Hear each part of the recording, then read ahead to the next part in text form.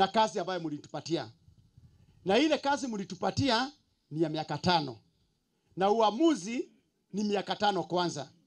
Manake hii serikali lazima tutaiangalia tangu tuichague ni gani, jambo gani imetufanyia. Lakini kabla hatujaamua, lazima tuangalie viongozi wote ambaye pia wanataka uongozi.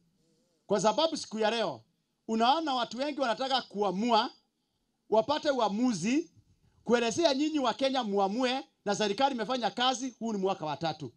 Na unataka kulinganisha hii serikali ya miaka 3 na ile serikali ilikuwa miaka 10 na ile ingine ilikuwa miaka 10.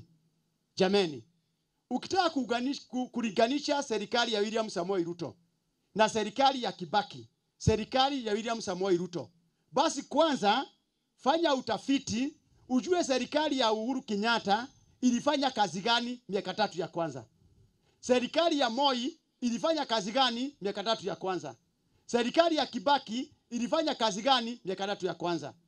Alafu uchaguzi ukifika, tena uangalie hizo serikali zingine miaka 5 ya kwanza walikuwa wamefanya kazi gani. Kwa sababu siku ya leo ukisikia watu wakipigana na hii serikali ya William Samoei Ruto, utafikiria amemaliza miaka yake 10. Fitina imewekwa, uchochezi umewekwa, na wale wanachochea wako na historia. Yale matamuzi ambayo tunasikia siku ya leo kutoka kwa viongozi, ni kama hawa viongozi hawajakuwa kwa siasa na hawana historia. Unaweza fikiria ni mabishops. Ati hao wamekuwa wahubiri miaka yote. Mimi nataka kukumbusha viongozi wote ambao wanafanya campaign na ambao wanaongea kuhusu wengine, wakumbuke kila mtu ako na historia. Na historia yako haiwezi kufa ati kwa sababu umeungana na mlango fulani. Wewe kama ulikuwa kwa serikali ambaye tuliagusha 2022, kumbuka kuna sababu ambaye silifanya mtolewe kwa serikali. Wakati unasimama, usisahau wa Kenya wanakumbuka yale uliofanya ukiwa kwa ile serikali nyingine. Kama wewe umekuwa kwa serikali, ulifanya na serikali kwa kiwango yoyote. Hata kama wewe ulikuwa mwalimu, kama ulikuwa DO, kama ulikuwa chief, ukumbuke wa Kenya wanakujua wakati ulikuwa chief.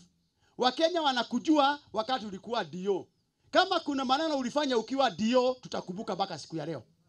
Kama kuna maneno ulifanya ukiwa mwalimu, hata saa hii tutakumbuka. Usije saa hii kusema mimi ni mwizi, kwa sababu mimi sasa ndiye mbunge wa Laikipia East, lakini wewe wakati ulikuwa chairman wa Munanda Laikipia, pia wewe uliiba dawa ya Munanda. Ukumbuke ile dawa uliiba ya Munanda ni ile tu sawa sawa na ile nimeiba saa hii ya CDF kama nimeiba. Are you together so far? Lakini usije kusema wewe ati wewe ni saint, ati mimi ndiye nataka kuongea maneno ya wengine. Unakumbuka uko na historia. Tutakuuliza maswali yako. Mwaka fulani ulikuwa wapi? Ni kweli ama ni rongo? Ulifutwa kazi kwa nini wakati ule? Ni kweli ama ni urongo? Kwa sababu huwezi kuja siku ya leo useme mimi niliiba kuku, kwa hivyo mashtaka yangu ni kidogo kuliko ule aliiba ng'ombe.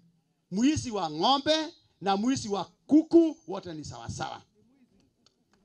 Hakuna mwizi wa ng'ombe na mwizi wa kuku. Hakuna mwizi wa kuku na mwizi wa mayai.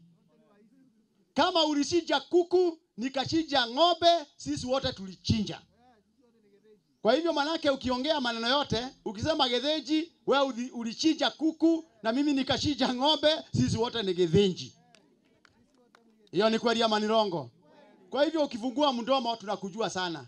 Na uzuri wale viongozi wote wanataka uongozi Kenya wako na historia. Wote. Hakuna hata moja amesimama bila historia.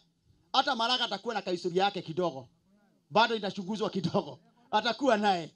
Sasa Wakenya wataamua kulingana na vile mko.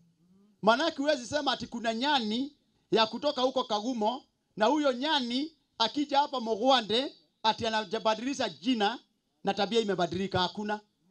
Kama nyani anakula mahindi huko Kagumo, akija hapa Mogwande bado atakula mahindi. Kwa hivyo sisi tunataka kuangalia wanasiasa wote wamalize kuongea na tunawasikiza. Alafu tutakumbusha historia yenu. Pia mimi niko na historia, nitakumbushwa. Na wengine pia wakumbushwe historia yao. Ili tupatiane heshima Na Wakenya sasa wasikize zela, sio fitina.